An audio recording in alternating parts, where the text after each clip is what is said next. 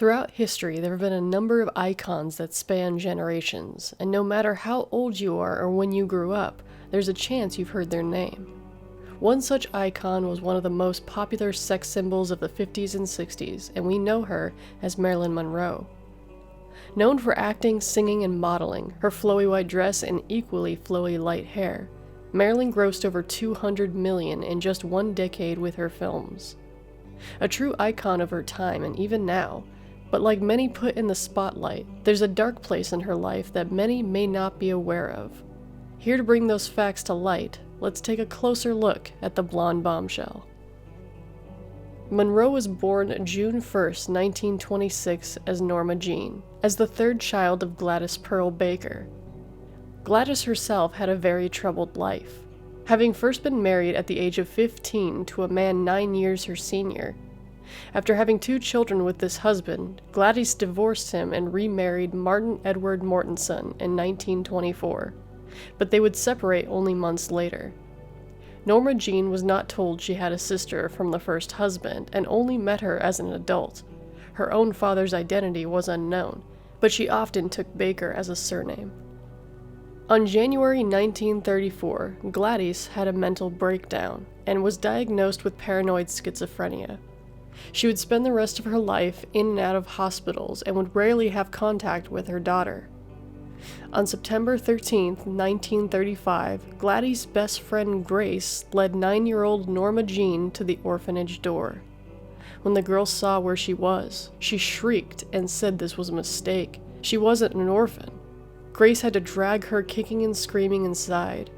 After all the poverty and loneliness she'd endured, finding herself locked in an orphanage made her feel like less than a person. When she was 11, Norma Jean went to live with Grace and her 4th husband, but his sexual advances towards the girl had Grace ship her off to other foster homes. At least 2 of these homes the girl was abused in, and Grace had to keep moving her from home to home, hoping one would take her in. Through all the pain, one thing remained a constant in the girl's mind, that one day she would go to Hollywood and be a star, be loved by everyone, and abused no more. When she was 15, her dreams were challenged, as her guardian Grace and her husband announced they were moving to West Virginia and couldn't take her with. Her only options were to marry a 21-year-old Grace had chosen for her, James Daughtry, or return to the orphanage. Lacking in say in the matter, Norma chose marriage, though it meant dropping out of high school before completing sophomore year. In the spring of 1944, James shipped out in the midst of World War II. Dreams deterred, Norma Jean took up a job at a defense factory when her luck would change. An army photographer spotted Norma Jean and took her picture. When the results came back from the lab, he told her she was pretty enough to be a model.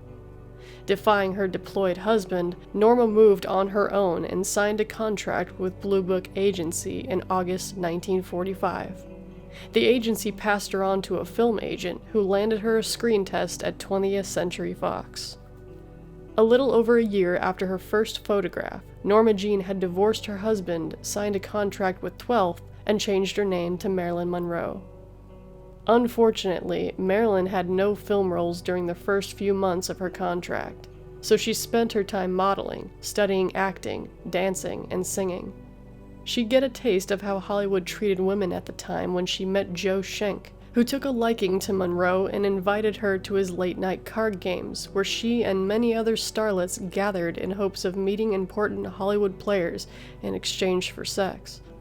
She attempted to leave the party circuit when she got signed with Columbia Pictures in 1948, but had to come back after the contract expired 6 months later.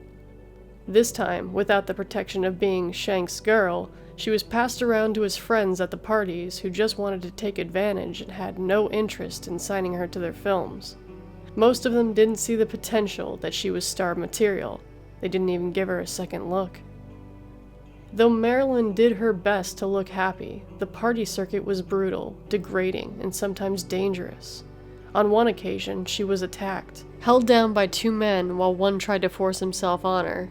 She managed to break free, and due to the horror she experienced as a child when her Aunt Grace told her she'd brought the advances on herself, She was torn between feeling it was her fault and the anger towards the Hollywood players who were supposed to help her. Johnny Hyde was one of the few people at the time who saw Marilyn as she saw herself, and wanted the world to see it too. He took her everywhere with him and told others to give her a chance, saying, "You'll see, you'll all see. This kid's really got it, and it's not just her looks, although everyone admits she's a knockout, but she's got spirit, and she's funny, and a hell of an actress. And what's more, she wants to do it. She wants to get there and be somebody." His efforts would convince 20th Century Fox to re-sign Marilyn into a 7-year contract, but the man died soon after, leaving her devastated. In the second year of her contract, Marilyn became a top-billed actress. This was also the year she became romantically involved with retired baseball star Joe DiMaggio. It was during her honeymoon with Joe when she was asked to perform for the troops in Korea, which she didn't turn down. She flew to Korea while Joe stayed in Japan and performed 10 shows. She was there for 2 days, bearing the freezing winter weather in a cocktail dress, because she knew that was the Marilyn Monroe the GIs knew and wanted to see. Marilyn's marriage with Joe DiMaggio was a notably unstable one. The two had very different lifestyles that clashed horribly. While she was curious about intellectual pursuits, experiencing new things, and on a constant mission to improve herself, Joe wasn't interested in culture, going out, or meeting people. While she enjoyed taking classes, consuming art and culture, he would sit at home, drink, smoke, and wait for his wife. Joe was also very jealous of the attention and fame that surrounded his wife, according to her biographer Barbara Leeming, and restricted films where she was required to perform half-dressed. Even during one of the most famous photo shoots featuring Monroe standing over a subway grate in a white dress, Joe was nearby, getting more and more angry at the scene. Director Billy Wilder described the expression on DiMaggio's face as the look of death. Joe rushed back to their hotel and waited for his wife, and when she returned, he took out his rage and physical abuse. The noise was so great, the other hotel guests reported it to the hotel's management, afraid that someone was getting badly hurt. The next day, the studio hairdresser noticed Marilyn's bruises, but had to cover them up. This marriage lasted less than 10 months. In court, she tearfully claimed that she failed to find the warmth, affection, and understanding she sought, but there were those who knew the marriage was doomed to fail. After the divorce, she was seen dating Arthur Miller, who was being investigated by the FBI at the time for communism. As a result, they also opened a case on her. Despite this risk to her career, she was able to have her own production company, Marilyn Monroe Productions, and she would marry Miller in 1956. A year later, she'd taken an 18-month hiatus from the spotlight to focus on married life. She became pregnant mid-1957, but unfortunately she lost the baby. A year after that, she also had a miscarriage. Her gynecological problems were largely caused by endometritis, a disease from which she suffered throughout her adult life. Marilyn was also briefly hospitalized this year due to a barbiturate overdose. When she returned to Hollywood in 1958, Marilyn played opposite Jack Lemmon and Tony Curtis in the gender-bending box office hit film Some Like It Hot. The difficulties of the film's production have since become legendary. Marilyn demanded dozens of retakes and couldn't remember her lines or take direction well. Many problems stemmed from her and director Billy Wilder not getting along, or agreeing on how her character should be played. She asked that many scenes be altered, and it gave her horrible stage fright to act out. Some even speculate that she was messing up on purpose to do things her way. Privately, she related the production of the film to a sinking ship.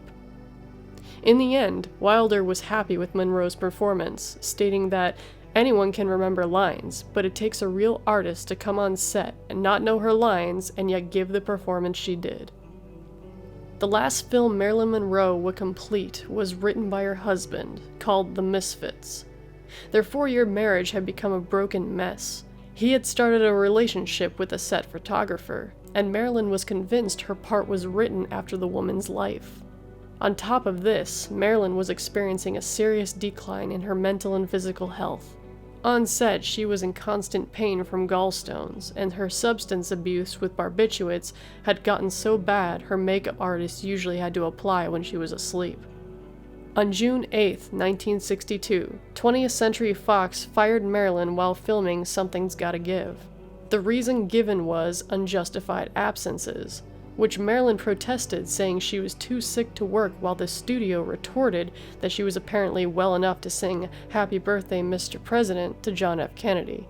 The firing was the end of the superstar. Alone and tormented by the media, Marilyn found sleep difficult. To counteract her insomnia, she often cracked open a Nembutal capsule, added a chloral hydrate tablet, and washed them down with a tumbler of champagne. This concoction was dangerous because these drugs amplify the power of each other, and people who take these drugs together often forget how much they took, or even that they took them at all, and do more.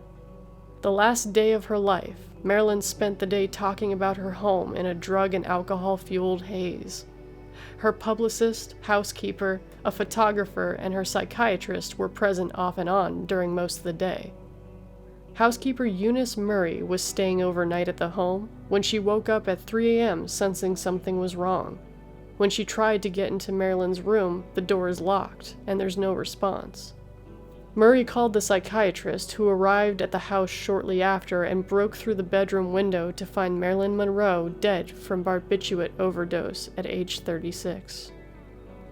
A quote from academic Sarah Churchwell stated, "The biggest myth is that she was dumb. The second is that she was fragile, and the third is that she can't act. She was far from dumb. Although she was not formally educated, she was very sensitive about that.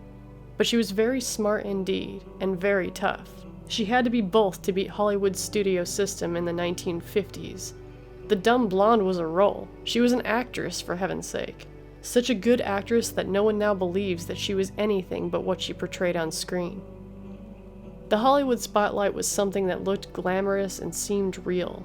But for women of the time, it was much more dangerous and degrading just to get a foot in the door, let alone become a star.